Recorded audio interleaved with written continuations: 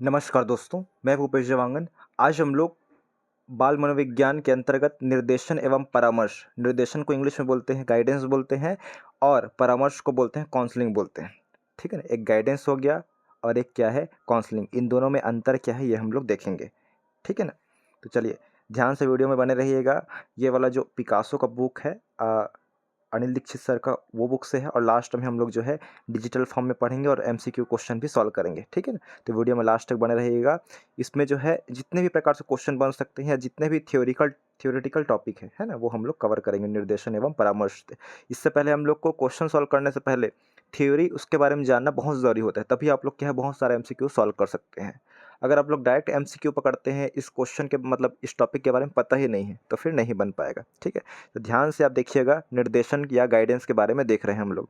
निर्देशन या गाइडेंस क्या होता है, देखिए इसमें लिखा हुआ है, मैं पढ़ रहा हूँ, आप लोग ध्यान से देखिएगा कि जीवन की जटिलताओं के कारण मनुष्य के लिए अपने जीवन के लक्ष्य, दिशा, कार्यनीति का निर्धारण करना कठिन हो गया है।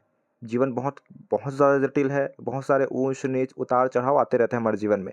अब हमारे पारंपरिक मार्गदर्शन का माध्यम क्या हो गया है, अपर्याप्त हो गया है। ठीक है ना, जीवन के सभी क्षेत्रों और सभी अवस्थाओं में मनोवैज्ञानिक निर्देशन एवं परामर्शन की आवश्यकता का व्यापक स्तर पर अनुभव हो रहा है। ठीक है ना, अब सभी लोग कहाँ जा रहे हैं, साइकोलॉजी डॉक्टर के पास जा रहे हैं। डिप्रेशन है कोई, ठीक है ना, डिप्रेशन में क्यों आते हैं, क्योंकि क्या है बहुत ज़्यादा जटिलाएँ हैं, जटिलता है ना, हमारे संसार में दुख है, कारण है, पारिवारिक तनाव है। ठीक है ना, और गृहस्थी तनाव है, ये सब जितने भी तनाव है, इस तनाव से निपटने के लिए, निदान पाने के लिए हम लोग काउंसलर या मनोवैज्ञानिक के पास जाते हैं। ठीक है, उसके बाद लिखा हुआ है सामान्यतः निर्देशन से तात्पर्य एक ऐसी प्रक्रिया से होता है जिसके द्वारा व्यक्ति विभिन्न तरह के सामाजिक, व्यक्तिगत एवं शैक्षणिक समायोजन करने में अपना मार्गदर्शन कर पाता है। ठीक है, क्या है निर्देशन से तात्पर्य एक ऐसी प्रक्रिया है, एक ऐसा प्रोसेस है जिसके द्वारा विभिन्न तरीके से विभिन्न तरह के सामाजिक, व्यक्तिगत एवं शैक्षणिक समायोजन करने में अपना मार्गदर्शन करता है, याद रखना है। ठीक है ना, तो निर्देशन एक गाइडेंस है जिसके अंतर्गत हम क्या है, जैसे गाइडेंस गाइडेंस से क्या होता है, आप लोग कोचिंग आते हैं, ठीक है, कोचिंग में आते हैं, गाइडेंस करते हैं हम लोग, है ना, कि आप लोग कैसे पढ़ना है, आपको किस दिशा में जाना है, कैसे पढ़ें तब याद होगा, किस चीज़ को छोड़ना है, किस चीज़ को पढ़ना है, कैसे याद करना है, कैसे लिखना है, ये सब बताया जाता है, जिससे आप क्या है उस रास्ते में अच्छे से चल पाते हैं। यही क्या है निर्देशन है, एक निर्देश है, निर्देश देते हैं, गाइडेंस वही है। ठीक है ना, उसके बाद लिखा हुआ है देखिए, शिक्षा मनोवैज्ञानिकों ने निर्देशन के अर्थ में अधिक विशिष्टता स्पेशलिस्ट लाते हुए यह एक ऐसी प्रक्रिया है कहा है कि जिसमें एक व्यक्ति को किसी जानकार एवं विशेषज्ञ द्वारा इस प्रकार की सहायता प्रदान की जाती है कि वह अपनी सभी तरह की क्षमताओं, योग्यताओं, चाहे वह जन्मजात हो, अर्जित हो या समझकर अपनी ज़िंदगी की विभिन्न समस्याओं का समाधान करने में सफलतापूर्वक उपयोग कर पाता है। मतलब वही है, सिंपल सा उदाहरण समझिए, आप लोग कोचिंग जाते हैं, कोचिंग वाले टीचर आपको बताते हैं कि आपका, चलो आपको मालूम नहीं है अपने बारे में, लेकिन कोचिंग वाला टीचर है या कोई भी बता देता है, ठीक है, या कोई बुजुर्ग आदमी भी होगा, कोई एक्सपीरियंस पर्सन होगा, वो बता देगा कि आप में ये चीज़ की कमी है, आप ये चीज़ निखार करो करके, या आपकी ये चीज़ की क्वालिटी है करके, आपको खुद को मालूम रहता है, बचपन से भी रहता है, या आप खुद अर्जित किए रहते हैं ये सब के बारे में। ठीक है, तो यही निर्देशन है, बताना। उसके बाद देखिए मनोवैज्ञानिक जोन्स ने, देखिए बहुत इंपॉर्टेंट है, ये क्वेश्चन बहुत बार आ चुका है। मनोवैज्ञानिक का नाम है जोन्स ने सन 1975 में निर्देशन को परिभाषित करते हुए कहा है कि निर्देशन एक एक प्रकार की व्यक्तिगत सहायता है जो एक व्यक्ति द्वारा दूसरे व्यक्ति को जीवन लक्ष्यों को विकसित करने में, समायोजन करने में, तालमेल बिठाने में तथा अपने जीवन लक्ष्य की प्राप्ति की राह आने वाली समस्याओं का समाधान करने में दी जाती है। यही तो निर्देशन है। आप लोग कोई प्रॉब्लम में फंसे हुए हैं, ठीक है ना, बता रहे हैं, निर्देश दे रहे हैं कि ऐसा मत करो, ऐसा काम मत करो, ठीक है ना, जो काम गलत है उसको मत करो, ये बोल रहे हैं, सब क्या है, यही निर्देशन है, एक निर्देश दे रहे हैं, इंस्ट्रक्शन दे रहे हैं। ठीक है ना, और इसे क्या बोला गया है, इसमें निर्देशन को देख लीजिए एक बार, ठीक, गाइडेंस बोला गया है। उसके बाद देखिए दूसरे शब्दों में लिखा हुआ है, स्किनर के शब्दों में निर्देशन, सबको याद रखिए, ठीक है, पर कम से कम भले आप लोग को पॉसिबल नहीं है, जानता हूँ कि जितने लोग इसमें मनोवैज्ञानिक लोग का कथन है आपको याद नहीं रहेगा, लेकिन कम से कम इसकी परिभाषा याद कीजिए जिससे समझ आ जाएगा कि निर्देशन नव युवकों को अपने अपने आप में दूसरों के और परिस्थितियों के साथ समायोजन करने में, सीखने में सहायता देने की एक प्रक्रिया है। उसके बाद है मनोवैज्ञानिक क्रो एंड क्रो। देखिए किन के बारे में बोल रहे हैं, मनोवैज्ञानिक क्रो एंड क्रो के बारे में लिखा हुआ है कि सभी प्रकार का निर्देशन शिक्षा है। जो भी निर्देशन दे रहे हैं वो क्या है, एक प्रकार से एजुकेशन, शिक्षा है, किंतु शिक्षा का कुछ पक्ष निर्देशन नहीं है बोल रहा है। सभी प्रकार का निर्देशन है वो क्या है, शिक्षा है। मतलब जो धन विधेयक हम लोग बोलते हैं ना, सभी धन विधेयक वित्त विधेयक होते हैं, लेकिन सभी वित्त विधेयक धन विधेयक नहीं होते हैं, ये पढ़ते हैं। ठीक है ना। उसी प्रकार ये है, ठीक है, कि सभी निर्देशन तो शिक्षा है, लेकिन सभी शिक्षा निर्देशन नहीं हो सकता, ये दिया हुआ है। ठीक, किसने बोला है? क्रो एंड क्रो ने बोला है। चलिए आगे देखते हैं इसमें। अब निर्देशन के प्रकार देख लेते हैं। गाइडेंस के प्रकार कौन कौन से हैं? एक व्यक्तिगत निर्देशन होता है, जो व्यक्तिगत इंडिविजुअल रूप से हम लोग निर्देश देते हैं। समाज को देते हैं कुछ निर्देश, वो होता है, देखिए व्यक्तिगत रूप से मतलब किसी पर्टिकुलर व्यक्ति को देंगे आप। मान लो मेरे पास कोई व्यक्ति आया निर्देश प्राप्त करने के लिए या फिर निर्देशन के लिए, गाइडेंस प्राप्त करने के लिए, सर मैं तैयारी कैसे करूँ कर, वो व्यक्तिगत दे दूंगा मैं उसको सिंगल। और मान लो समाज में कुछ इंस्ट्रक्शन देना है, ठीक है, तो सामाजिक वाला हो गया। शैक्षणिक रूप से देना है तो वो हो जाएगा। स्वास्थ्य रूप से देना है, किसी के पास गए हैं आप, डॉक्टर के पास जाते हैं तो निर्देश देता है कि ये मत खाओ करके, वो भी क्या है? निर्देशन ही है। व्यावसायिक रूप से कि बिजनेस स्टार्ट कैसे करना है, तो ये प्रकार के निर्देशन के प्रकार याद रखिएगा। कौन कौन सा हो सकता है? सामाजिक हो सकता है, व्यक्तिगत हो सकता है, सामाजिक मतलब सामूहिक है एक प्रकार से, शैक्षणिक है, स्वास्थ्य है, और क्या है इसमें? व्यावसायिक है। देख लीजिए 5 प्रकार के इसमें है, व्यक्तिगत, सामाजिक, शैक्षणिक, स्वास्थ्य और व्यावसायिक। ठीक है। निर्देशन की विधियां हम लोग देखते हैं। तो निर्देशन की विधियां, निर्देशन की प्रक्रिया में निर्देश प्राप्तकर्ता के आधार पर कुछ विधियां वर्गीकृत की गई है जो निम्नलिखित है। देखिए निर्देशन की विधियां कौन कौन सी है, इसमें कौन कौन सी विधि है, स्पीच मेथड होता होगा ना निर्देशन के। एक व्यक्तिगत विधि होती है, एक कौन सी विधि है? सामूहिक विधि। दोस्तों बहुत इंपॉर्टेंट है। व्यक्तिगत मतलब क्या होती है?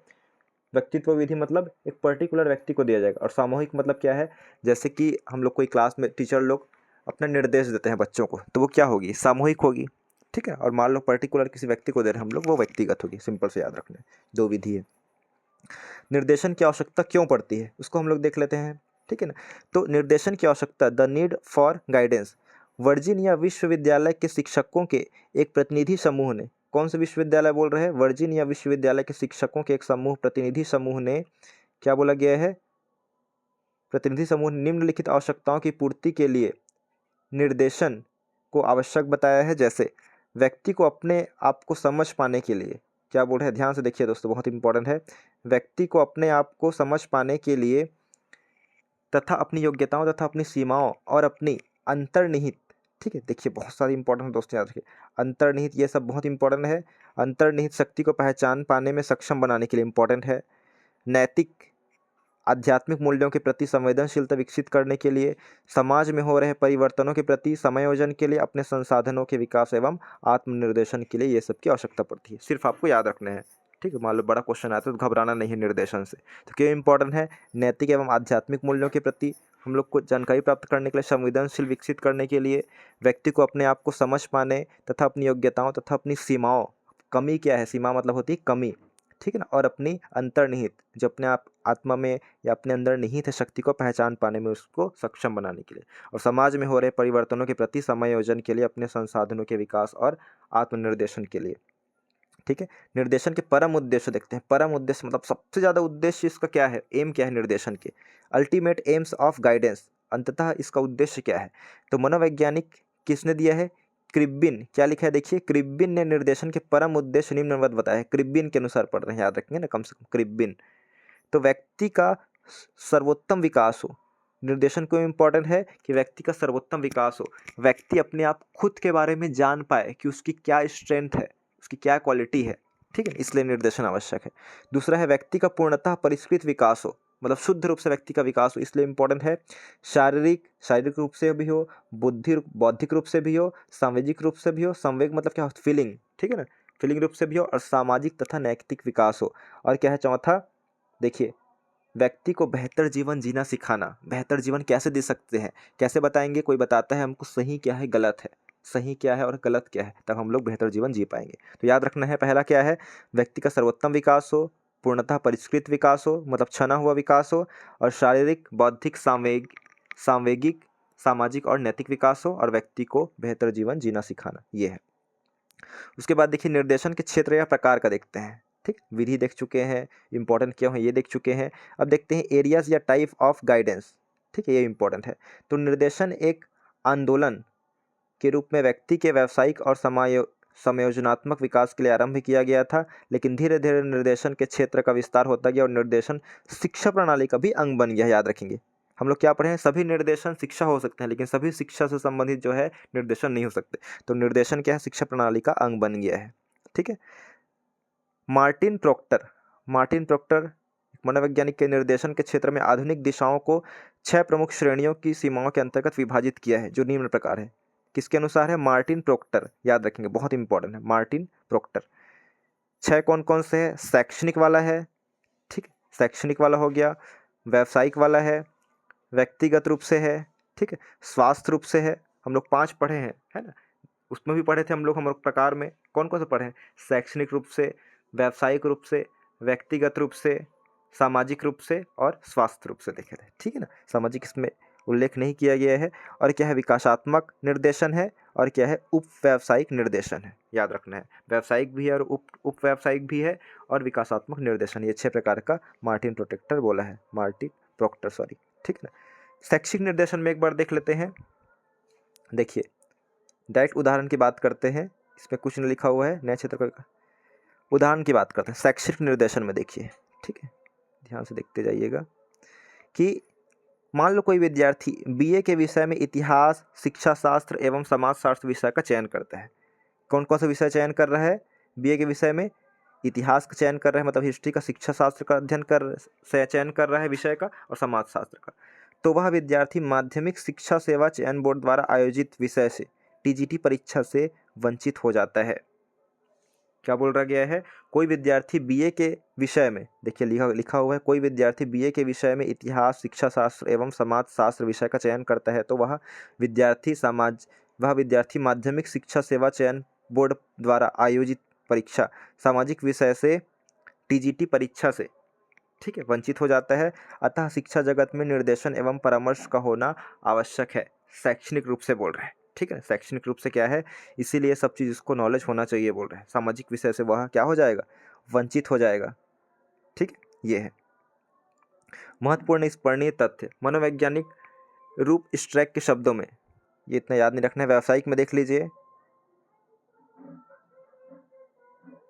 व्यावसायिक में यह मूलतः भविष्य की योजना बनाने और कैरियर संबंधी निर्णय लेने एवं संतोषजनक व्यावसायिक समायोजन स्थापित करने के लिए आवश्यक होता है। निर्णय लेने और चयन करने में सहायता देता है कि आप लोग क्या है, आगे क्या कर सकते हैं बिजनेस। और व्यक्तिगत निर्देशन में क्या शामिल है? देखिए दोस्तों, बहुत इंपॉर्टेंट है व्यक्तिगत निर्देशन। प्रमुख निर्देशन, परामर्श, विश्लेषण, मैथ्यूसन शब्दों में क्या बोला गया है? इनके शब्दों में व्यक्तिगत निर्देशन व्यक्तियों को चयन करने, नियोजन मतलब उसमें लगाना, ठीक है, समायोजन तथा प्रभावशाली आत्मनिर्देशन करने और व्यक्तिगत जीवन की समस्याओं का सामना करने में प्रदान किए जाने वाले व्यवस्थित व्यावसायिक सहयोग की प्रक्रिया है, याद रखेंगे, ठीक है ना। एक पर्टिकुलर व्यक्ति के व्यक्तिगत बात करता है।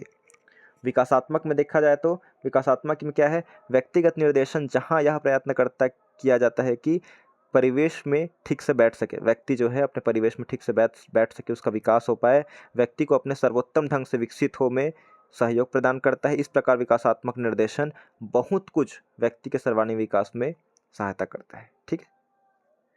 और क्या दिया है? हेविंगर्स्ट ने किशोरों के लिए 10 विकासात्मक लक्ष्यों की पहचान की है, जिसको विकास के लिए निर्देशात्मक सहयोग का होना आवश्यक है। उसके बाद है उप व्यावसायिक देखे थे, इसमें क्या है? देखिए, निर्देशन के इस क्षेत्र को उप व्यावसायिक निर्देशन देते समय चयन के प्रथम चरण में व्यक्ति के सामने मूल प्रश्न यह रहता है कि व्यक्ति यह विचार करे उसे अपने अवकाश का उपयोग मनोरंजन, शौक या सामाजिक कार्य के लिए करना है, ठीक है ना। ये होता है कि अपने अवकाश का उपयोग मनोरंजन में करना है, शौक में करना है कि सामाजिक कार्य के लिए करना है, ये है। और स्वास्थ्य वाले में क्या है? स्वास्थ्य निर्देशन आधुनिक जीवन की बदलती हुई आवश्यकताओं की पूर्ति की सहायता करता है। स्वास्थ्य निर्देशन के तहत रोग की उत्पत्ति, प्राप्त करने तथा विकल्पों का चयन में व्यक्ति की सहायता करना है, ये है, ठीक है ना। निर्देशन सेवाएं ये सब है, ठीक है ना। तो ये वाला भी बोर्ड मत होइए। उसके बाद और एक डिजिटल फॉर्मेट है, उससे आपको समझ आ जाएगा। उसके बाद देख लेते, निर्देशन तो हो गया। अब परामर्श में अंतर क्या है? तो निर्देशन एक व्यापक प्रक्रिया है, बहुत बड़ी प्रक्रिया हम लोग देख चुके हैं, परंतु परामर्श एक क्या है? महत्वपूर्ण अंग है उसका, उसी का पार्ट है परामर्श जो है। परामर्श के बिना निर्देशन उद्देश्यपूर्ण नहीं हो सकता। परामर्श चाहने वाले की कुछ समस्याएं होती है जिनका समाधान वह अकेले नहीं कर पा सकता है, ठीक है ना, याद रखना है।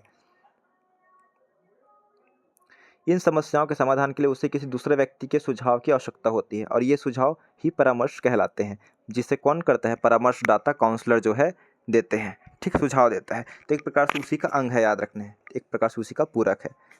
रूथ क्या लिखा है? रूथ स्ट्रॉन्ग के अनुसार परामर्श प्रक्रिया समाधान का सम्मिलित प्रयास है, याद रखेंगे। परामर्श प्रक्रिया जो है समस्या समाधान का सम्मिलित प्रयास है।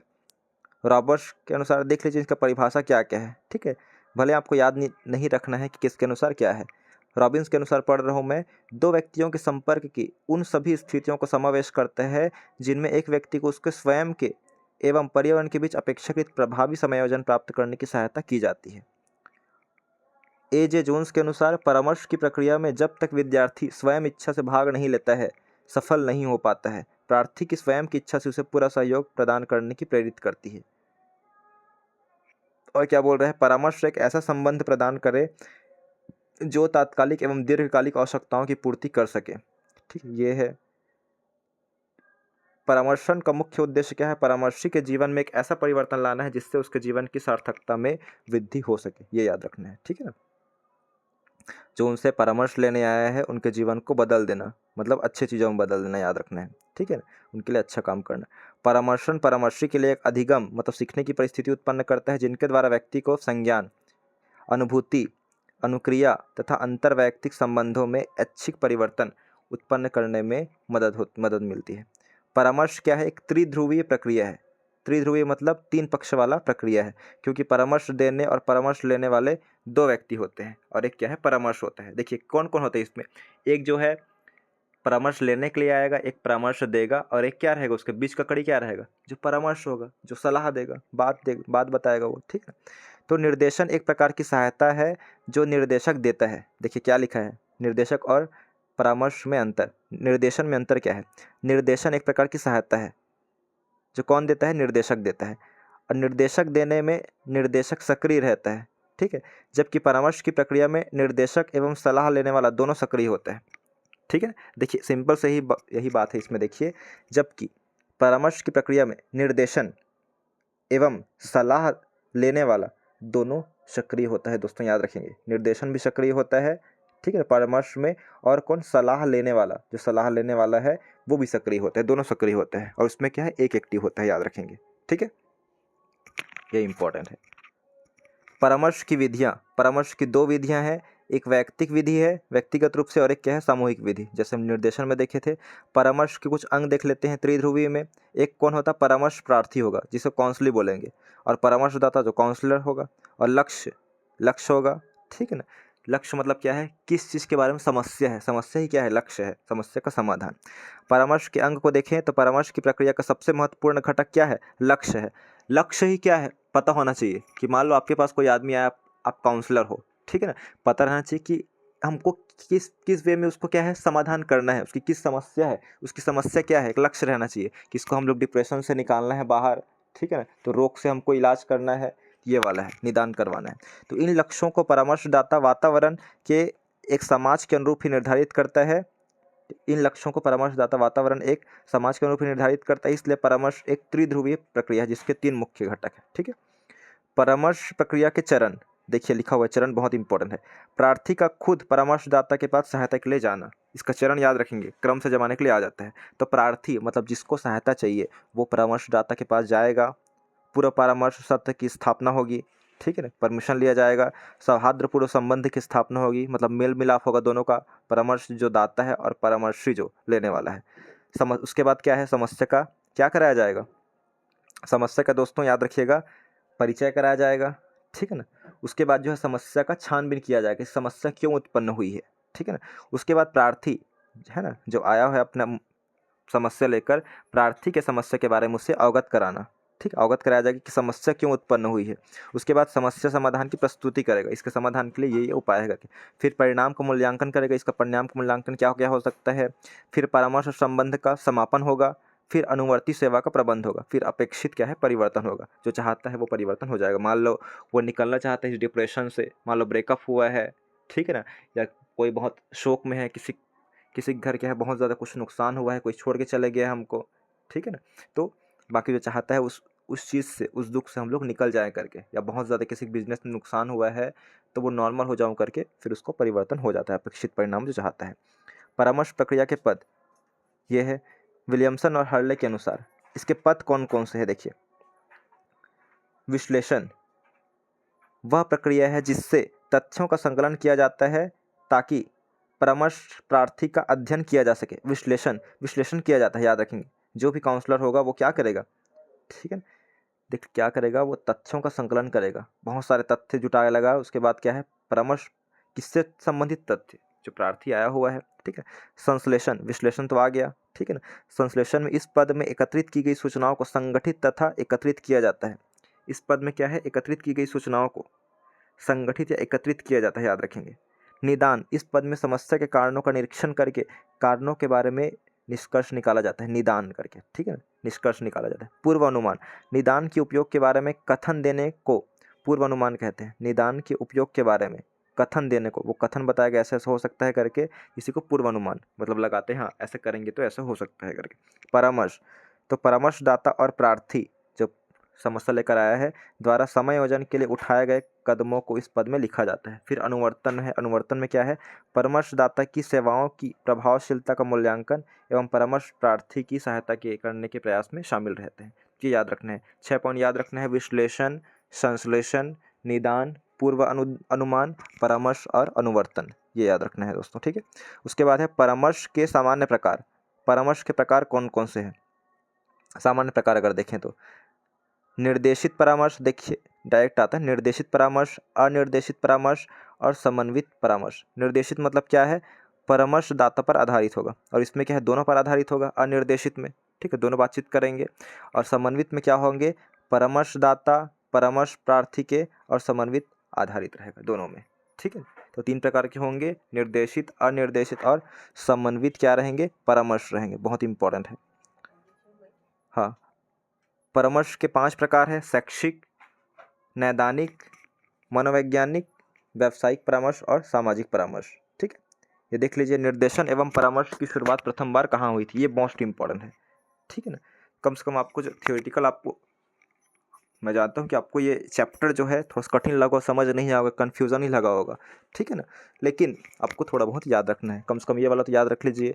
निर्देशन एवं परामर्शन की शुरुआत प्रथम बार कहाँ हुई थी, तो निर्देशन एवं परामर्शन की शुरुआत अमेरिका में हुई है दोस्तों, याद रखेंगे, अमेरिका में। बोस्टन वोकेशनल ब्यूरो की स्थापना कहाँ हुई है, तो ये भी अमेरिका में हुई, याद रखेंगे। वोकेशनल गाइडेंस बुलेटिन का प्रकाशन कब हुआ है, तो ये अमेरिका में हुआ है 1918 में, ये याद रखना है। भारत में निर्देशन आंदोलन का प्रारंभ करने का श्रेय, याद रखिए, भारत में सोहनलाल एवं सैयदी को है, सैयदी को, ठीक है ना, याद रखना है, बहुत इंपॉर्टेंट है। और भारत में किस विश्वविद्यालय में निर्देशन एवं परामर्श की शुरुआत हुई है, तो कलकत्ता विश्वविद्यालय में, ये याद रखना है। और सेंटर ऑफ एजुकेशन गाइडेंस की स्थापना दिल्ली में कब हुई, तो 1952 में हुई, ठीक है। इतना चीज़ आपको याद रखना है, देख लीजिए क्या क्या लिखा हुआ है। निर्देशन एवं परामर्शन की शुरुआत प्रथम बार कहाँ हुई, तो अमेरिका में हुई है, बहुत ज़्यादा इंपॉर्टेंट, कहाँ, अमेरिका में, ठीक है। निर्देशन एवं परामर्शन की शुरुआत अमेरिका में। Boston vocational, America, vocational guidance bulletin, America, ठीक है। और भारत में तो सोहनलाल और सईदई, और कलकत्ता विश्वविद्यालय में शुरू हुई और 1952 में दिल्ली में, ठीक है, इतना याद रखना है। चलिए उसके बाद थोड़ा सा हम देख लेते हैं इसमें अब निर्देशन और परामर्श में गाइडेंस एवं काउंसलिंग, ठीक। गाइडेंस मतलब निर्देशन होता है और परामर्श को काउंसलिंग भी बोला जाता है, ठीक। ये वीडियो अगर लंबा लग रहा होगा तो दूसरे वीडियो में हम लोग डिजिटल रूप में देख लेंगे, कम से कम इसको एक बार पढ़ लीजिएगा, ठीक है। Thank you.